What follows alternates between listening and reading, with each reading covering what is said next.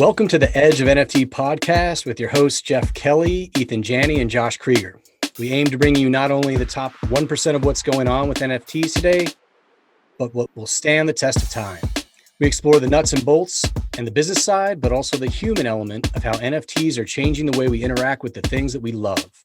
This podcast is for the futurists and dreamers, the disruptors and creators, the fans and connectors, and the makers and doers that are pumped about this ecosystem and driving where it goes next.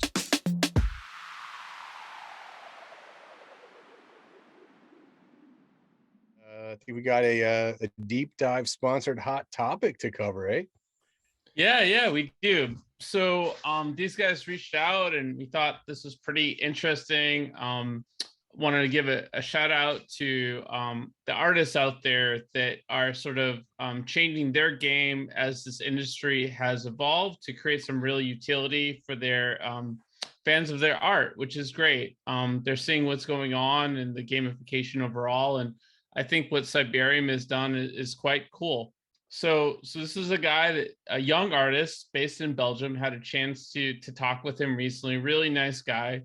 He dropped a 500 mint collection that just sold out organically with no Discord, no marketing, no website. People just liked the art, and that's sort of like that's just so cool in this space because we always talk about the marketing, but when the art can speak for itself and sort of take an artist to the next level. And now it's gone over 220 ETH in volume since then.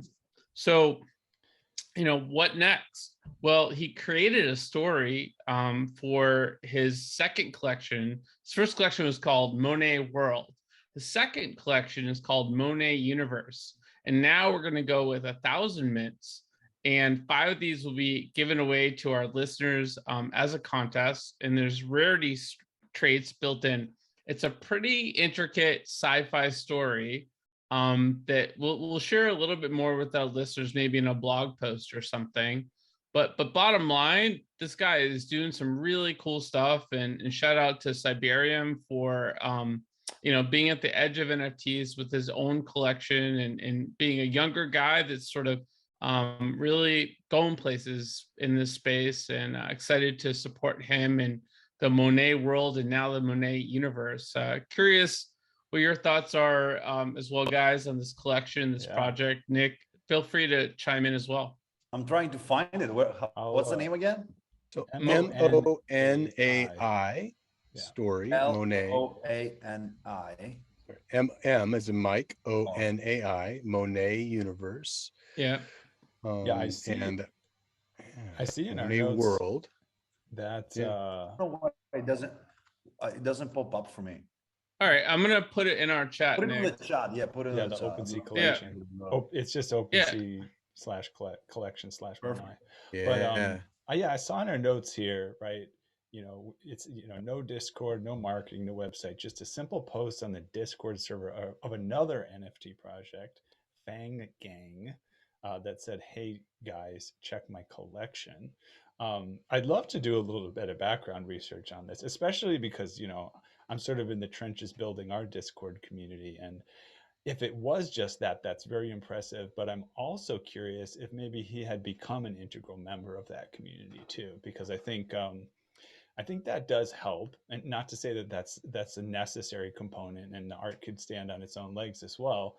But I think there's some incredible, just even within the Discord communities of these existing projects, be it like the Bored Apes, right? We just had on Fancy Bear's Metaverse, right? They started their own NFT collection, which did quite well, but they were Bored Ape holders, right? And they were involved in that community, and they got community support from people in that community. So I don't know. I think if it's the case, yeah, go ahead. I think that's a totally interesting thing to look into. The other thing that I want to mention that I think is really cool here is he similar to what we're doing with our spirit seeds, that we're doing with Nicole Buffett. He turned the first collection into a mint pass for the next several collections after that. So, we talked earlier, Nick, about Bruce Lee and all the different IP. Like, the cool thing is once you know who your supporters are, you can give them presents, right, throughout the year, and you can sort of show loyalty and sort of surprise them. And I think the fact that all those early collectors now have this opportunity to be part of his future story, his future art, is giving utility to art in a way that, like, a lot of artists reach out to us and say, how do I, I have this great art, I'm going to turn it into an NFT. And my question is, like, then what? Right. And he's sort of answered that question for his fans. I think that's really cool. Yeah, his art is pretty cool. I'm just wondering, how is he using AI to generate those? They're looking great. Yeah, well, wait a minute. Who do we have on, guys? Who was doing all the cool AI art generation that we had on the show? Yeah, Fetch. Yeah, Fetch AI. These look very similar to the stuff that Fetch AI was doing, where it's like it's pure AI generated art, not like, some simple algorithm and that looks derivative, right? Like pure AI. And this really reminds me of that, but it's that in combination with this like sci-fi lore that they created, this entire story, this entire background story about the characters in the art, which is really, again, it's fun. There's something cool about that and feels authentic, which is probably why it sold out pretty quickly, and he's got a lot of people interested in it. Yeah, I'm a big fan of AI generated art. I mean, I own a bunch of art blogs, so I've been a fan of the project since day one. I love it, and it's just so crazy, man, to see what code can create and how cool of looking art computers can create, right? Yeah, 100%. So cool. So yeah, guys, if you're out there, dive a little deeper, learn a little bit about what's going on in Monai world and Monai universe, and yeah.